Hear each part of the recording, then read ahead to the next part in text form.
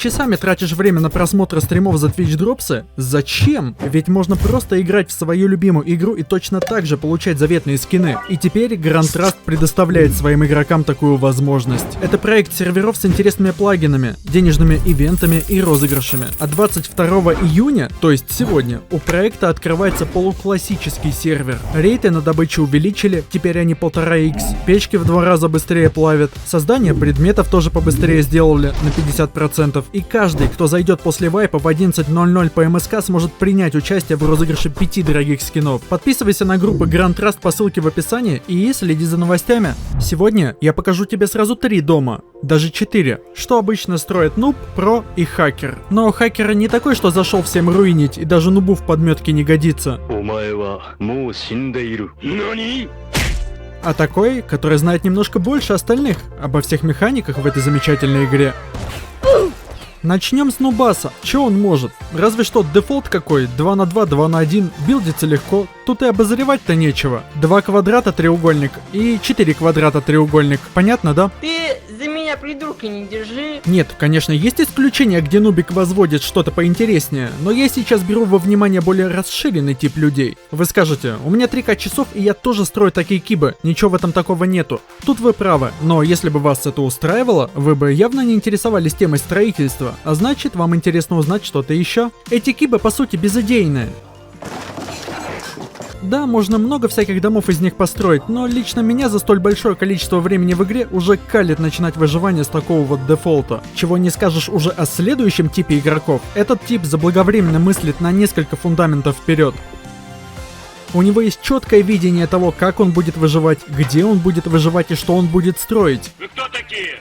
Я вас не звал. Идите нахуй. Не задумывались, что у ютуберов просто есть какая-то идея на выживание? Оттого их и интересно смотреть, потому что каждое видео по сути история, которая начиналась когда-то с идеи. Я вам не буду сейчас перечислять всевозможные идеи типа построиться у склада и контрить переработчик, сделать запрыжку на поезда, перехватывать нефтевышку, кемпить аутпост. Нет, это вы уже должны придумать сами. Но я покажу начальный дом, который подойдет практически для всех идей сразу, на начало выживания. Да, конечно, он будет не совсем защищен, как может изначально показаться, но у вас всегда под рукой есть мой супер полезный гайд, благодаря которому вы вообще ресы после рейда терять перестанете. Подсказку оставил, после этого видика обязательно глянь. Идея такова, чтобы превратить дефолт-кибитку в полноценный дом за минимальное количество ресов, где будет и 2 двери на выход, и отстрел на эти самые двери, внешний отстрел на 360 и, куда же без этого, много ящиков. Вы сюда даже пиксель-гэп можете запихнуть, а потом перед своими друзьями... Ты лох! И кенты твои такие же. И если вас решат выносить по дверям в первый день вайпа, сделать это будет очень тяжело. А так как дом очень дешевый в плане билды и максимально быстро возводится, он ни в коем образе не помешает вам в реализации абсолютно любой вашей идеи. Обслуживать дом можно с бомжей, которые будут бегать у вас под домом. И если в какой-то момент их концентрация возле вашего дома станет слишком высокой, вы всегда можете объяснить им, что здесь лучше не находиться. Самый верхний же этаж будет служить вашим отстрелом на все 360, а также, помимо этого, местом, где будет находиться очень много ящиков. Уже предвижу комментарии о том, что сундуки можно слутать с улицы. Я лично проверил каждый сундук, сделать этого не получится. Поэтому за этот момент можете даже не переживать. Дом очень мобильный, есть куча прострелов, строится из говна и палок, и к тому же можно буферки по бокам поставить со всех сторон. Ну а все самое ценное можно прятать в пиксель-гэп. Лично я бы так и поступал. Чтобы было удобно их лутать, возьмите что-то, чем можно прицеливаться. Лук, там, гвоздомет, калаш, ну вы поняли. Ща быстро без воды покажу, как он билдится. Сначала нужно поднять высоту фундаментов на пол этажа. В дальний треугольник мы устанавливаем шкаф. Делайте его в проеме под люк, чтобы он был нелутаемый. Это будет ваш начальный дом. Спальник я предлагаю кидать где-нибудь рядом, потому что для того, чтобы продолжить строительство, вам нужно будет 100 металла и 500 дерева на 2 больших ящика. А эти самые ящики понадобятся нам для пиксель-гэпа, который мы сейчас строим. То есть поняли, да? После кибитки, считайте, сразу у вас будет защищенная лутовая. Ждать металла для кодовых замков не обязательно, их можно поставить и потом, я покажу. Здесь важно делать все движения в точности, как у меня. Если у вас возникнут какие-нибудь сложности, всегда обращайтесь в мой дискорд, там помогут. Нужный результат — это вот эта щель. Ну а все высокие фундаменты в этом доме я бы рекомендовал улучшать в металл, потому что если их снести, то враги получат доступ к вашим сундукам. Сделать это можно опять же таки по мере развития. Также дом потом можно впоследствии в круг обнести дополнительными стенками и на несколько пунктиков увеличить вашу защиту. Вообще дом максимально изёвый. Если для вас Pixel Gap это сложная штука, то можете ее даже не ставить. Я ее сюда запихнул, потому что могу, и мне она нравится. Здесь сейчас будет весьма важный момент. Проем для двойной двери мы не ставим здесь как обычно, потому что это начальный домик, и гаражной двери, я думаю, у вас еще точно не будет. Поэтому ставим двойную дверь просто чуть выше, и мы сможем беспрепятственно попадать на второй этаж. На наш низкий фундамент мы устанавливаем 3 печки, чтобы они своим присутствием не захламляли полезное пространство дома. А когда они наплавят металл на кодлок, его можно поставить прямо отсюда. Недавно, кстати, такую фишку сделали, достаточно удобно. Далее максимально быстро расставляю ящики. Я думаю, здесь и так все понятно, да? В целом первый этаж у нас, можно сказать, закончен. Но у нас еще нет отстрела, и сейчас мы его сделаем. Благо там вообще ничего сложного нету. Самое сложное уже позади. Сначала мы должны везде поставить полустенки, как бы через один. Потом везде между ними кинуть бортик. Потом везде ставим фреймы, потолки для стабильности. И можно сказать, вы все сделали. Главное, по центру кидайте треугольный все-таки потолок, потому что там потом будет стоять ящик. Ну и как бы да, лучше ставьте здесь везде на сундуки кодлоки. Ну и как бы да, рампу нужно ставить до того, как вы здесь все заставите крышами. Потому что если сделаете в обратном порядке, то у вас ничего не выйдет. Ну а потом, все, что вам остается сделать, это поставить крыши. По бокам треугольные, по центру квадратные. Вот такой вот домик получился. Достаточно легкий, я считаю. Ой, ну вот о следующем доме я такого сказать точно не могу. Ща мы до него дойдем, вы поймете. Здесь у вас в теории будет находиться 6 больших ящиков. Я любитель коллекционировать всякий мусор, поэтому если вы такие же, то места вам хватит. Смотрите, сейчас до нашего Pixel Gap одна стенка. Ее можно закрыть вот таким вот движением. Ну и как видите, дополнительные стенки ставятся абсолютно с любой стороны. Неплохой начальный домик, согласитесь, но есть еще лучше. Домик третьего типа. Если ты досмотрел до этого момента, то тебе действительно по кайфу, что я делаю. Поддержи меня лайком и подпиской, не отвлекаю. В нем есть все, что было в предыдущем, но и добавилось сразу 2 бункера. Всеми любимый кубик и кое-что еще очень интересное. Не скажу, что этот дом легко построить, но от его использования реально голова кругом идет. Количество всевозможных фишек реально зашкаливает. Сейчас все покажу. Вход, как и в любой уважающей себя кибитке, через аэрлок. Далее нас встречает весьма вместительный, а главное удобный дом. Есть место под электричество, куча ящиков, верстачок, второй спальники дополнительные. Пока кажется ничего особенного, да? Ну ладно, сейчас все увидите. Отстрел здесь такой же, как и в прошлом доме, но намного шире, как видите. Оттого он и намного удобнее. Есть кровати, это, кстати, очень важно. И если у вас прям совсем все плохо и внизу уже поджидают враги, то вы всегда можете передать им такой вот привет. Прикольная фишка, почему бы и нет, если есть возможность. Далее спускаемся ниже, и я не зря сказал про второй верстак, ведь здесь даже есть место и для третьего. Его охраняет турелька, а вот и сам шкаф. Ну, чуть-чуть обслуживания побольше предыдущего, да. Зато есть возможность закататься в МВК кубик. Я считаю, если есть возможность, это надо использовать. Но и это на самом-то деле не все. Ведь я сказал, что здесь те же фишки, но их больше. Это тоже Pixel Gap, но на треугольных фундаментах. Строится, конечно, посложнее, но я все покажу. Ну и казалось бы, куда еще-то больше. Но здесь есть еще один секретик. Если мы поставим треугольную крышу на это место, то вскроется тайная комната, в которой помимо ящиков можно расположить еще и парочку гантрапов с турелью. Спросите зачем?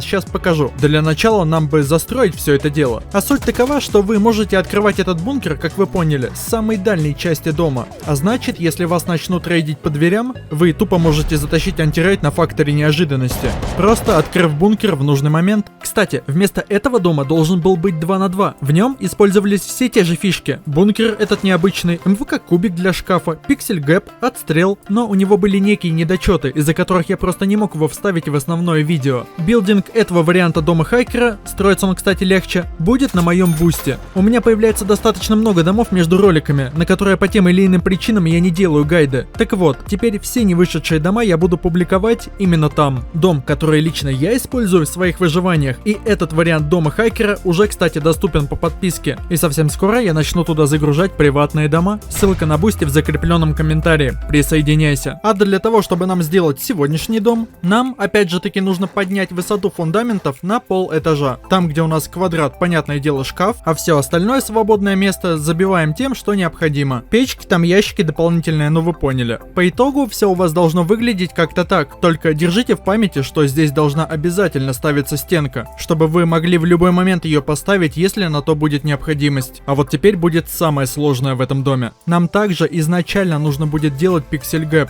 и делается он уже куда сложнее. Честно говоря, если вы осилите этот дом в билдинге, значит вы реально шарите. От себя хочу хочу сказать, чтобы у вас точно все получилось, нужно делать в точности так, как это делаю я. Для отвода нам понадобится 13 треугольных фундаментов, после чего мы все сносим и идем обратно, но уже квадратными. Здесь, пожалуйста, смотрите внимательно. Важна каждая последовательность. Вы даже не представляете, сколько я на это времени убил, чтобы сделать эту ту самую последовательность, которая нужна. Если у вас все равно не получается, хотя вы все делаете по видео, то тогда уже спрашивайте совета в Дискорде. Или переходите на Бусти. Там есть подписка, благодаря которой я именно тебе буду лично помогать, в первую очередь. Нет, я всем стараюсь помогать, но времени на всех, сами понимаете, не очень хватает. У потолков должна быть стабильность у обоих 37%, и щель должна быть вот прям как у бывшей. Здесь очень важно поставить именно высокий фундамент. Замки на кодлоке можно кинуть и потом. Поначалу каждая единичка металла важна. Ну и когда вы поняли, что у вас щель получилась и все лутается, застраиваем основную часть дома. Но даже в этом моменте сильно не спешите. Здесь есть еще парочка важных моментов. Аэрлок-то понятно, я думаю, вы и без меня тут справитесь.